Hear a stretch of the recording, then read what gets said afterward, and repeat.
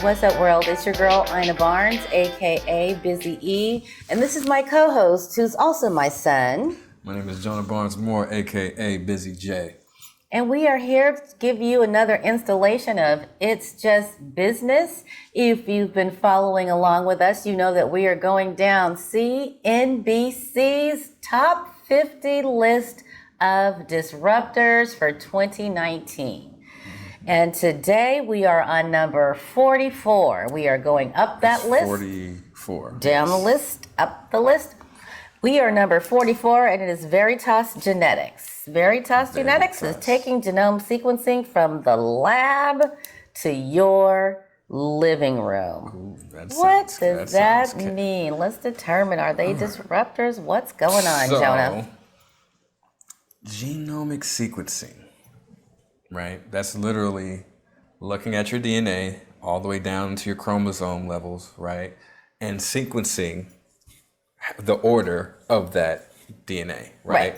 Now, you got to understand, there's over 6 billion letters in your DNA sequence. 6.4 billion. 6.4 billion letters. So we know, I'm giving everybody a biology lesson right now, right? So you know the 4-letter sequence that all DNA is made up of, right, is the A, the T, the C, and the G, right? So that's the adenine, the thymine, the guanine, and the cytosine, right? Your DNA is literally composed of combinations of these 4, whatever you call it. I don't know what to call them. It's all science, people. Yeah. These 4 things your DNA is made up of. I think they call them proteins or whatever. I don't know. I don't like biology too much. But compared to other businesses, right, genome sequencing has been done in small bits and small portions, right? Because you got to think, there's 6.4 billion combinations of these 4 letters.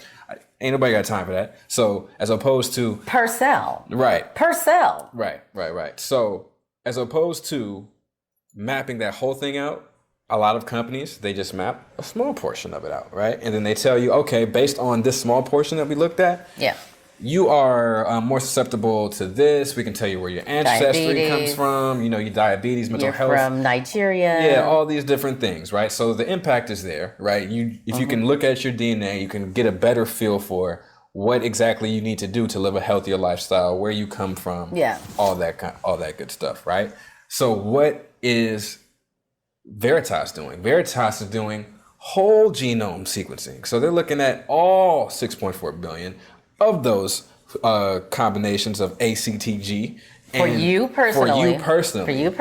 To help give you an all-inclusive picture on what it is that you can do to live a healthier lifestyle. What are you susceptible to? What kind of medicines you should avoid taking that might give you an allergic reaction, right? These are the things that whole genomic sequencing can actually do. And I think this is what sets them apart from 23andMe, right? Right. This is a very important differentiation. Exactly. Between 23andMe and me, which does a much smaller. It's still similar, but it's smaller. It's not the whole. So it doesn't look at the whole picture. It looks at a portion of the picture and it gives you an educated guess, right? This one's actually looking at the whole picture, all of your genomes. Because I think it's like 40,000. So 6.4 billion letters make up about 40,000 different genes in your chromosomes or something like that are coiled up and wrapped up in a cell. Something like that. Right? If you're a scientist or a doctor or a biologist, which clearly we are not. Yeah, please comment and let us know if we are saying the right things, because this stuff is like really pulling teeth for me. But I'm doing it because I love you guys. It's science. And we love science. Right. So that's what they do, right? So a little bit of background about the company, right? So they're started, and they were launched in 2014. They're out of Danvers, Massachusetts, right?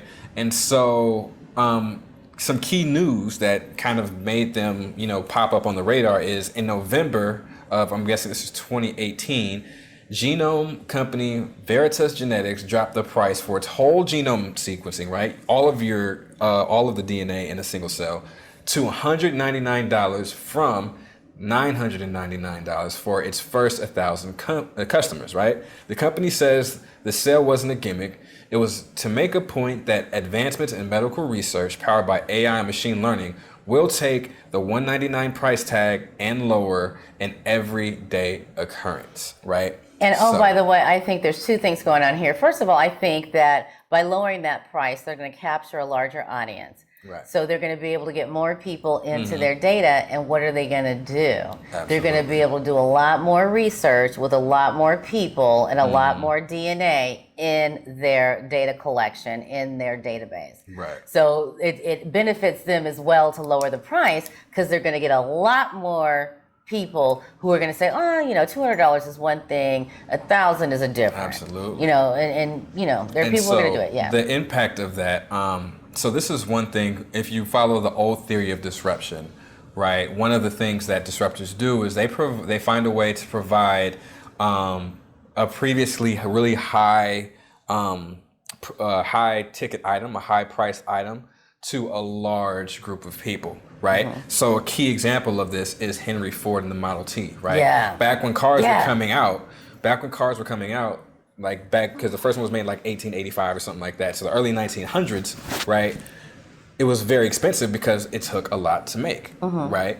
But once Henry Ford came up with the assembly line, that is what made it affordable to everybody, right? So now that we're kind of talking about these disruptive factors, let's go ahead and get into, is this company, Veritas Genetics, disruptive or not? Based upon our innovation theory. Counter innovation theory. And one of the criteria that we have for disruptors is that they do one of the three following things. They either challenge the status quo, they either develop the disruptive technology, or they addressed high priority, unrecognized pain points, or you can call them latent pain points, right?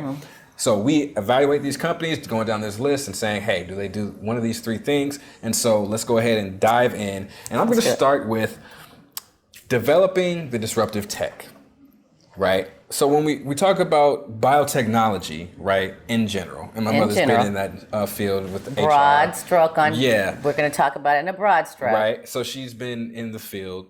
She understands the process, right? And the reason why, well, if you didn't know, biotechnology and pharmaceutical companies, or the industry, is seen as one of the most innovative and the most disruptive that the world has to offer.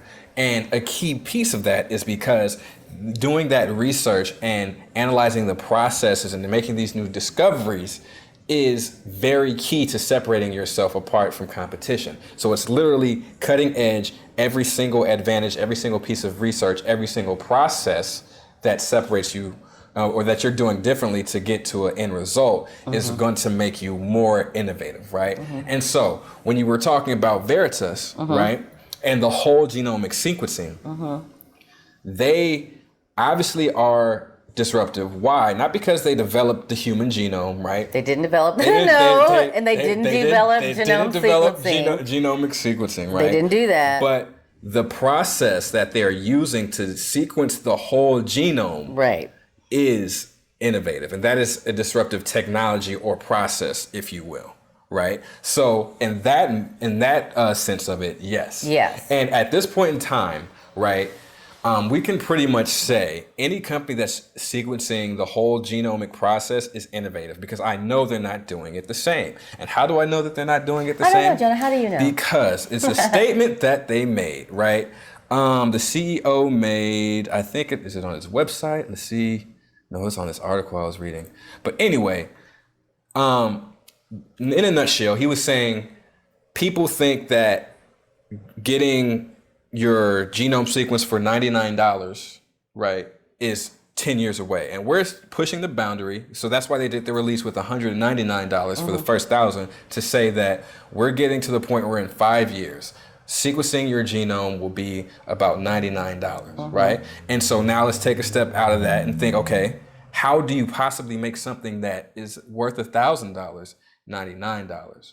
You have to obviously implement a process similar to Henry Ford to make it accessible to everybody, right? So that is how we can deduce that the process that they're using is something that they are using to challenge the status quo as well. So they developed the process, right? That's the disruptive technology. Now, when you're challenging the status quo, you're challenging your competitors. Say, now you have to figure out how you're going to get your pricing down. We know in 5 years we're going to be able to get our pricing down because of artificial intelligence and machine learning, and adding that into our process. So they're literally challenging like 21 by saying 23andMe. I'm just going to talk in my layman's terms. 23andMe is not even the game because they don't do the whole genomic sequencing. And the ones that are in the whole genomic sequencing game, you're not even on our level because we're using AI machine learning, and we're going to get the price down. We're going to be Henry Ford, find a way to make this accessible to many people. And I think they're early to the market too. Absolutely. Right. Absolutely. So you got to, and so when I was doing a little further research, there's some big players in this game, right?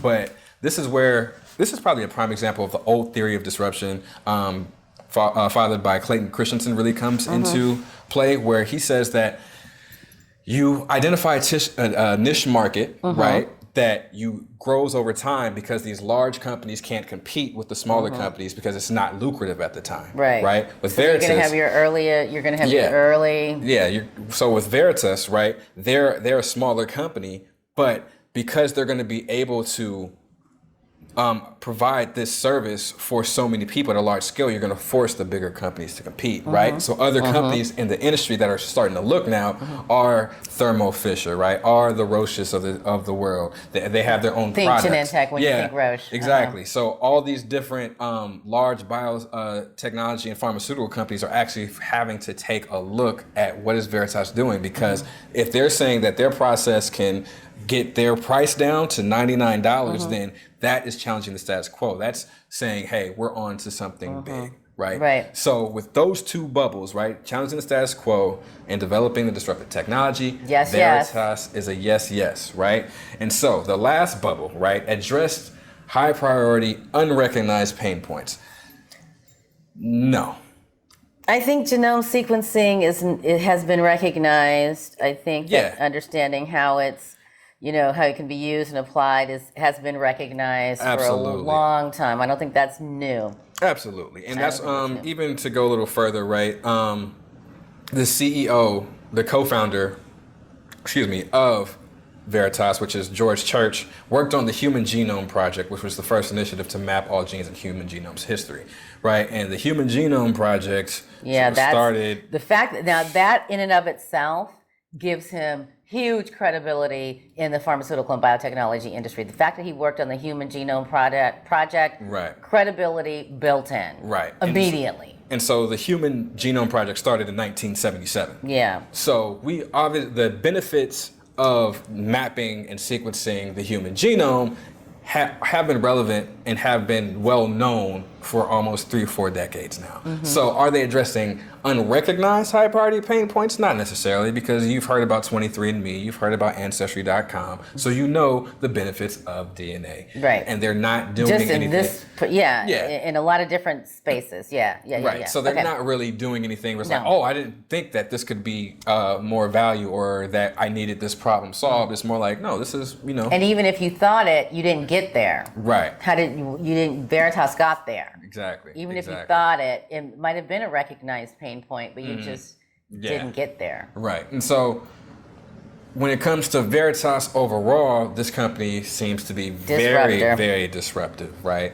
This is something that I'm actually excited to keep an eye on, because if they're talking about getting that price from $1,000 down to like $99, and they're challenging other companies within the industry, that's going to be exciting to see, because that means that they have some kind of process that they're doing to actually lower the cost of production and be able to scale their project on a large level. Well, you know what that says to me, Jonah, is that they have made innovation a business imperative, not just from the scientific perspective with regard to genome sequencing and how they can apply it, but they've taken the deep dive on making innovation a business imperative, and that's clear. That's very good, because when it comes to science, a lot of those people are the innovators, right? They're on the cutting edge, and so they see the benefit immediately of what's happening. But to actually monetize that and bring it down to a business level. How can we monetize it on a business level? That takes a whole nother skill and a whole nother level of awareness that most companies and most scientists really don't generally have, because they're so focused and so excited about the technology itself. That says innovation is in their DNA. Exact. Innovation is in their DNA at Veritas, and they're doing a very good job of pushing the boundaries and challenging the status quo. Right. So is Veritas a disruptor? Absolutely. I think we're giving them 2 enthusiastic thumbs up. 2 enthusiastic thumbs up. I think that's what we're doing today. I was glad to, learn about this company. I would definitely, because the second that you start, you have to think about the impacts down the line. The second you start giving that for $99 and the people see, and this is what people didn't believe me. I always told people, like, it's only a matter of time before public health becomes the new normal. Right? Where public health is going to be at the forefront because of the technologies that we have. Before, public health was like, oh yeah, you should eat healthy, you should do this. It was all information dissemination. Now that the technology is there, and so I can map my genomes and I can actually look to me and I could say, okay, I need to do these things if I want to prolong my life, prevent myself from getting diabetes, prevent myself from getting cancer.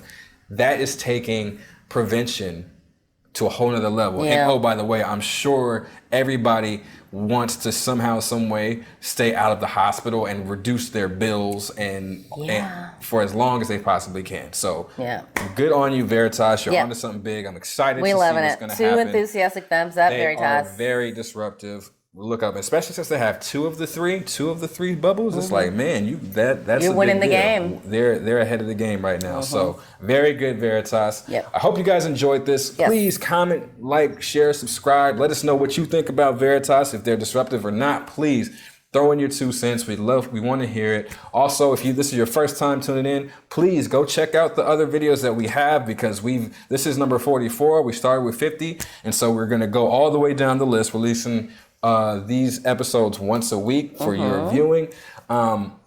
Next week we will be talking. We're going to be in the house. HOUZZ. Yes. Check them out, y'all. Check them out ahead of time, and then so when the video comes out, you can already have your ideas of the company, and we can have a dialogue. So definitely go check them out.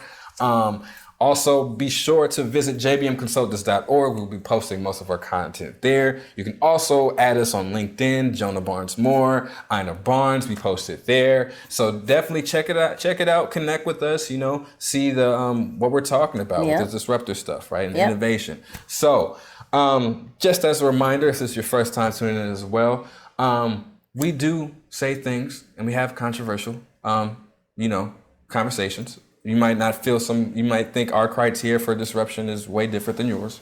You might think someone we said was not a disruptor is a disruptor, or vice versa. And our message to you is that we get it, and we want to hear from you. We want to hear from you. It's not personal.